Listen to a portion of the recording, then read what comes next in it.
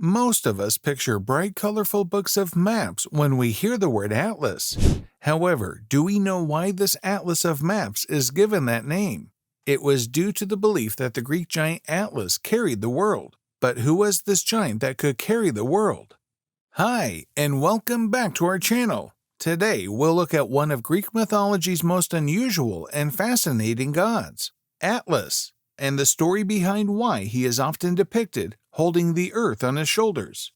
But before we begin, make sure to like and subscribe to this channel so that you don't miss out on our future uploads. Now, without further ado, let's get started. So Atlas was a member of the Titans and was regarded as the symbol of strength, power, and astronomy. In fact, the phrase, to carry the weight of the world on one's shoulders, originates from his myth itself. Atlas did not carry the weight of the world, but rather the weight of heaven. That's right. In addition to his many exploits, he was infamous for being forced to carry the heavens on his back as a punishment by Zeus, the most prominent Greek god of all time and the god of the sky and thunder. You see, Greek mythical tales have been educating and entertaining people for thousands of years. Even now, people like reading about the adventures of heroes and Olympian gods. These gods and heroes required an enemy to fight with, and Atlas was one of the most well-known of these enemies. But even though Atlas is one of the most recognizable figures in Greek mythology, his significance in ancient Greece is uncertain. The Greek term teline, which means to bear, and the prefix a were probably combined to get the name Atlas. An alternate explanation links the word Atlas to the Atlas Mountains in northwest Africa and claims that it originated in North Africa. According to this idea, the Greek name Atlas was taken from Adrar, the Berber word for the mountains that came to signify the Titan. He was also considered as the father of the Pleiades, the 7 magnificent mountain nymphs.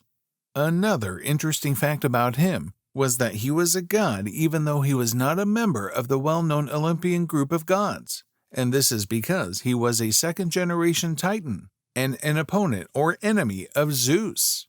His parents were the Titans Iapetus and his Oceanid bride, Clymene. Lapidus was one of the cosmos' ruler during the Golden Age, when his brother Kronos was regarded as king of kings. He had 4 Titan sons with Clymene, Atlas, Menoetius, Prometheus, and Epimetheus. But again, there's another version to this area of his myth. From a different angle, Poseidon and Cleito, 2 Olympian gods, were the parents of Atlas. Then he rose to power as ruler of the legendary island of Atlantis, which submerged beneath the sea. The Titanomachy, a 10-year war between the Titans and the Olympians, was the most important and famous incident in Atlas's life. A war broke out as a result of the Olympians' desire to depose the Titans and seize control of the earth and heavens. One of the best and most powerful warriors, Atlas, supported the Titans during the same. The Olympians and Titans engaged in a long and horrific battle until the Titans were ultimately defeated. After the war, Atlas received a different punishment than the rest of the defeated Titans, who were condemned to Tartarus.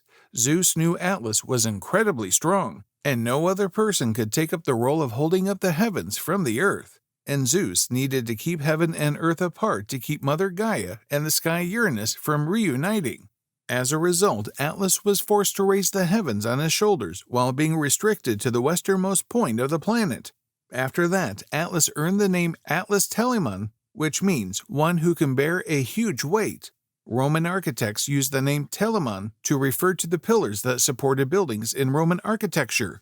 Now this was his most famous myth, but were there some other ones too? Definitely. Atlas had a memorable encounter with the Greek god Heracles later in his life. Greek mythology states that Heracles had 12 tasks to perform, one of which involving Atlas. The daughters of Atlas, the Hesperides, were the source of the golden apples that Heracles had to acquire. Heracles needed Atlas's assistance to finish the work since Ladon, a strong and ferocious dragon, was watching over the apple orchard. In exchange for Atlas fetching him some of the golden apples from the Hesperides, Heracles agreed to take care of and lift the heavens. Atlas happily agreed, but only to deceive Heracles into keeping the sky for all time. Atlas offered to deliver the apples himself after receiving them as a favor for Heracles. The clever Heracles, who knew it was a trick but decided to go along with it, accepted Atlas's request but requested him to hold the heavens for a brief moment so that he could adjust his robe and get some pillows to be able to hold the heavens for a longer time. As soon as Atlas lifted the heavens from Heracles' shoulder, Heracles grabbed the apples and fled. In a rather fictional story, Heracles constructed the two huge pillars of Heracles to support the sky on Atlas's behalf. As a result, he released Atlas of his punishment. In other mythologies, Atlas was eventually freed from his punishment without Heracles' assistance. The goddess Persephone, who wanted Atlas to destroy the Pillar of Hercules and put an end to all life, liberated him from his suffering in Tartarus thousands of years after the Great War. Then Atlas ripped Sun God from the sky, causing the world's light to disappear and the earth to sink into darkness. Atlas started destroying the pillar of the world by utilizing the power of the sun. After a while, Kratos, the champion of the gods, came into the picture and stopped Persephone and Atlas. Atlas, like the other Titans, had a strong hatred for the Olympians. He despised the gods so much that he was willing to destroy the entire world, even if it meant killing himself in order to take his revenge on the Olympians. Atlas also had a flip side where he was more reasonable than some of the other Titans, just like when he helped Kratos escape the Underworld despite the fact that Kratos was the one who imprisoned him. In his lifetime, Atlas only met a few heroes, and among them the last and the second one after Hercules was Perseus. Perseus showed up in Atlas's kingdom and requested shelter, saying that he was Zeus's son. Atlas refused to welcome Perseus out of concern that he could take his golden apples from his orchard. As a result, when Perseus showed him Medusa's head, Atlas was transformed into stone, becoming the mountain range in North Africa that still retains his name. This range of mountains includes Atlas's head, the peak, his shoulders, and his hair.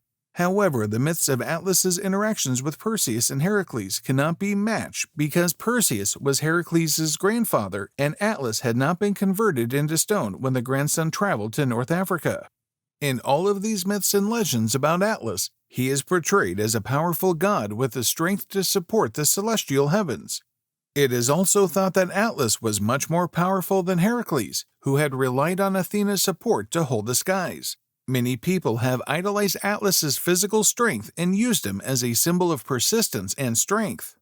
The fact that he was also regarded as a guy of intelligence is a little-known truth. He was exceptionally knowledgeable in a variety of fields, including astronomy, mathematics, and philosophy.